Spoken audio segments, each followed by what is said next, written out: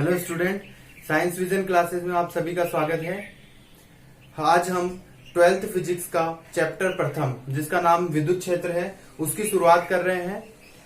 और आज से हम लगातार जो सिलेबस वाइज पूरे 12th क्लास का जितना भी सिलेबस है फिजिक्स का, उसको हम एक एक करके वीडियोस को लगातार इस पर अपलोड करते रहेंगे इस चैनल पर। तो आप इस चैनल को सब्सक्राइब कर लें ताकि आने वाली वीडियोस को आप देख सकें। तो हम शुरुआत करते हैं चैप्टर प्रथम की, जिसका नाम है विद्युत क्षेत्र। इस पूरे पार्ट के अंदर हम विद्युत क्षेत्र को पढ़ेंगे। अब विद्युत क्षेत्र होता क्या है और विद्युत क्षेत्र उत्पन्न किसके कारण होता है, उन सारी चीजों को यहाँ डिटेल से हम पढ़ेंगे। पहले पार्ट विद्युत क्षेत्र की शुरुआत कर रहे हैं। एक बात का विशेष रूप से ध्यान रखें कि ये जो आज हम पढ़ने जा रहे हैं पहला पार्ट, ये हम इस पार्ट के अंदर हम विद्युत क्षेत्र को हम पढ़ेंगे। विद्युत क्षेत्र किसी आवेश के चारों ओर बनने वाला एक क्षेत्र होता है, जिसको अभी हम डिटेल से देखने वाले हैं। फिर उस आवेश के कारण जो विद्युत क्षेत्र बनेगा, उसमें कोई आवेश रखेंगे तो उस पर बल कितना लगेगा, विद्युत क्षेत्र की तीव्रता क्या होगी, विद्युत विभव क्या होगा। वही आवेश जब गति करने लगेगा तो उसके कारण करंट बनेगा। वो करंट की हम कैरेक्टरिस्टिक को पढ़ेंगे। उसके चारों ओर मैग्नेटिक फील्ड बनेगा तो मैग्नेट को हम पढ़ेंगे। और फिर वही आवेश अगर त्वरित गति करता है तो विद्युत चुंबकीय तरंगे भी उत्पन्न करेगा, तो उसे भी हम पढ़ेंगे। तो भौतिक विज्ञान का जो 12th में जो सिलेबस हमारे दे रखा है, उसमें 6 पार्ट लगातार फर्स्ट से लेकर के 6 जो पार्ट आएंगे अगले, वो सारे एक दूसरे से कनेक्टेड हैं। सभी इसी से बेस से चालू होंगे, आवेश से। तो ये जो हम शुरुआत कर रहे हैं, ये आगे तक हमारे सभी पार्टों के अंदर काम में आएगा। तो यहां से हमको विशेष रूप से ध्यान में रखते हुए आगे बढ़ना है। तो हम शुरुआत करते हैं विद्युत क्षेत्र की। तो ये बात है लगभग 600 ईसा पूर्व की। उस समय जो ग्रीस देश है, उस देश में एक वैज्ञानिक थे, थेल्स नामक वैज्ञानिक। उन्होंने एक ऐसे पदार्थ को खोजा था जिस पदार्थ का नाम है एम्बर। ये एक पीले रंग का पदार्थ होता है एम्बर। ये जो पदार्थ है, इसमें इन्होंने एक विशेष बात देखी कि जब इस पदार्थ को इन्होंने ऊन के साथ रगड़ा, जब एम्बर नामक पदार्थ को ऊन के साथ रगड़ा, तो इन्होंने देखा कि ये जो एम्बर नामक पदार्थ है, माना कि ये जो पेन है, ये जो मार्कर है, ये एम्बर है। इस एम्बर को जब ऊन के साथ रगड़ा तो इस पेन में एक आकर्षण की क्षमता आ गई।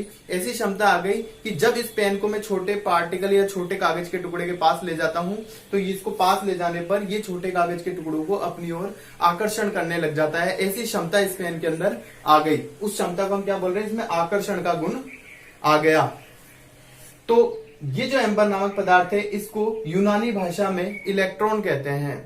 एम्बर नामक पदार्थ को यूनानी भाषा में क्या कहते हैं, इलेक्ट्रॉन कहते हैं। और ये जो घटना हुई जिसके कारण एम्बर में आकर्षण का गुण आ गया, इस घटना को हम इलेक्ट्रॉनिक्स या इलेक्ट्रिसिटी कहते हैं। विद्युतिकी के अंदर हम इसको पढ़ते हैं। तो इस तरह से आवेशों की शुरुआत हुई। प्रारंभ में हमको पता चला कि इसके अंदर क्या चीज आ गई, एक ऐसे गुण आ गए जिसके कारण ये दूसरे पदार्थों को अपनी ओर आकर्षण कर रहा है। इस गुण को ही हमने बाद में चलकर नाम दिया कि इसके अंदर जो है आवेशन हो गया, ये आवेशित हो गया, इसके ऊपर चार्ज आ गए। तो हम आवेश को परिभाषित कैसे करेंगे, तो आवेश की परिभाषा, आवेश किसी पदार्थ का वह गुण है जिससे वह विद्युत व चुंबकीय प्रभाव उत्पन्न करता है। आवेश एक पदार्थ का ऐसा गुण है कि अगर आवेश किसी पदार्थ पर आ जाते हैं तो वो पदार्थ अपने चारों ओर विद्युत क्षेत्र या चुंबकीय क्षेत्र उत्पन्न करने लग जाता है, या अनुभव भी करता है। अगर विद्युत क्षेत्र या चुंबकीय क्षेत्र में किसी आवेश को रख दोगे तो उस पर कोई बल भी अनुभव होगा। तो इस तरह से हमारे आवेश की शुरुआत हुई। अब हम आगे चल करके आवेश को डिटेल में और पढ़ेंगे। तो आवेशों को समझने के बाद अब हम बढ़ते हैं आवेशों के प्रकार के ऊपर कि आवेशों के कितने प्रकार होते हैं। तो अब हम ये जानना चाहते हैं, क्या सभी पदार्थों को आपस में रगड़ने पर उनमें आकर्षण का गुण आ जाता है, या आवेश आ जाते हैं, या आवेश अलग अलग प्रकार के होते हैं। तो आवेशों को समझने के लिए, आवेशों के प्रकार को समझने के लिए हमने कुछ एक्सपेरिमेंट किया है। उस एक्सपेरिमेंट में हम पहले वाले डायग्राम को समझते हैं। इसमें हमने एक दृढ़ आधार लिया है। दृढ़ आधार मतलब एक ऐसा आधार जो झुकेगा नहीं, जैसे छत हमारे होती है। इससे हमने एक धागा बांधा और नीचे लेकर आए यहां तक।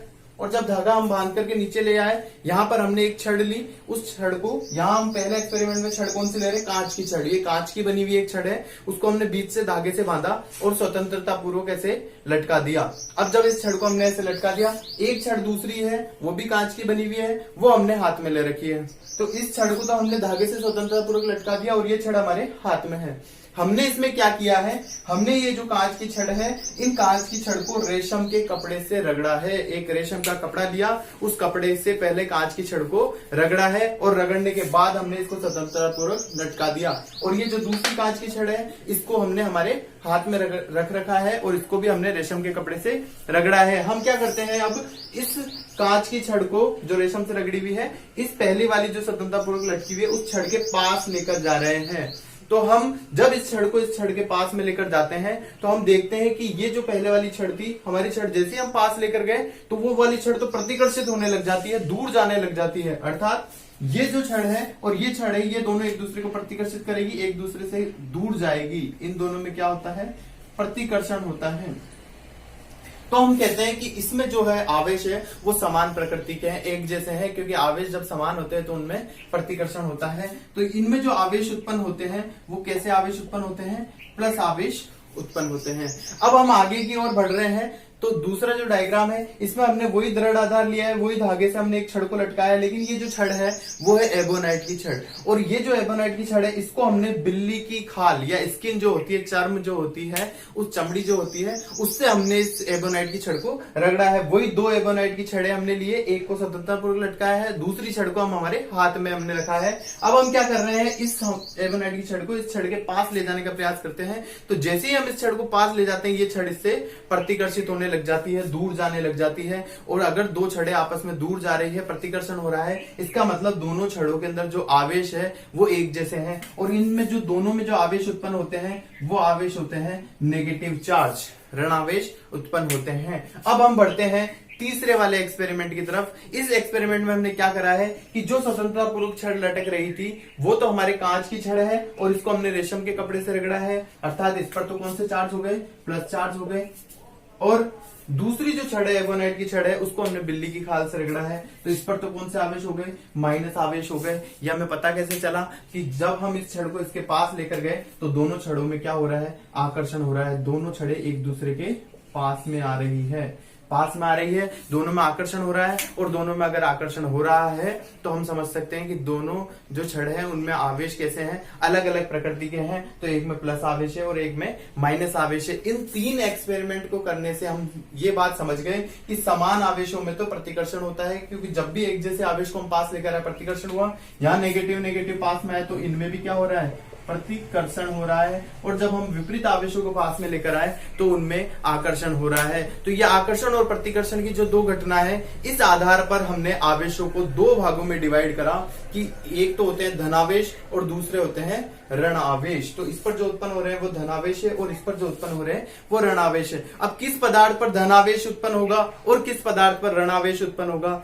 ये इस बात पर निर्भर करता है कि देखो आवेशन होता कैसे है। जब हम किसी एक पदार्थ को दूसरे पदार्थ से रगड़ते हैं, दो पदार्थों को आपस में रगड़ते हैं, तो किसी एक पदार्थ से इलेक्ट्रॉन निकल के जब दूसरे पदार्थ में चले जाते हैं तो यहां तो इलेक्ट्रॉन हो जाते हैं ज्यादा और जिस पदार्थ से गए हैं वहां हो जाती है इलेक्ट्रॉन की कमी।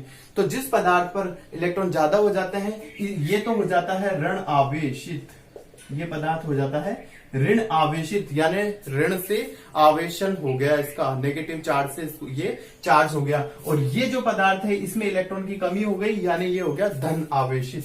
तो ये पदार्थ हमारे बन जाता है धन आवेशित। और ये पदार्थों का गुण होता है कि जब किन दो पदार्थों को रगड़ा जाएगा तो किस पदार्थ में से तो इलेक्ट्रॉन निकलेंगे और किस पदार्थ में जाएंगे। तो इसको हम एक सारणी से देख लेंगे अभी कि किन्हीं दो पदार्थों को जब आपस में रगड़ा जाता है तो किस पर धनावेश होगा और किस पर ऋण आवेश होगा। ये जो टेबल है इसमें इस साइड जितने भी पदार्थ लिखे हैं, चाहे कांच की छड़ है, बिल्ली की खाल है, ऊनी कपड़ा है, इन पर हमेशा धनावेश आता है। और ये इस तरफ जितने भी पदार्थ लिखे हैं इनको रगड़ने पर हमेशा ऋणावेश आता है। लेकिन इनका जो कॉम्बिनेशन है, किस पदार्थ को किसके साथ रगड़ा जाएगा तो ही उस पर ऋणावेश या धनावेश आएगा, वो कॉम्बिनेशन है कांच की छड़ को रेशम के कपड़े से रगड़ने पर इस पर धनावेश और इस पर ऋणावेश आएगा। इसी प्रकार बिल्ली की खाल को प्लास्टिक की छड़ से रगड़ने पर इस पर धनावेश और इस पर ऋणावेश आएगा। इसी प्रकार से ऊनी कपड़े को इन चार पदार्थ में से किसी से भी रगड़ने पर इस पर धनावेश आएगा और इनमें ऋणावेश आएगा। तो इस सारणी को हम ध्यान में रखेंगे, बहुत महत्वपूर्ण ये सारणी है। कई बार छोटे प्रश्नों में भी पूछ लिया जाता है कि इन दोनों पदार्थों को रगड़ने पर किस पर तो धनावेश आएगा और किस पर ऋणावेश।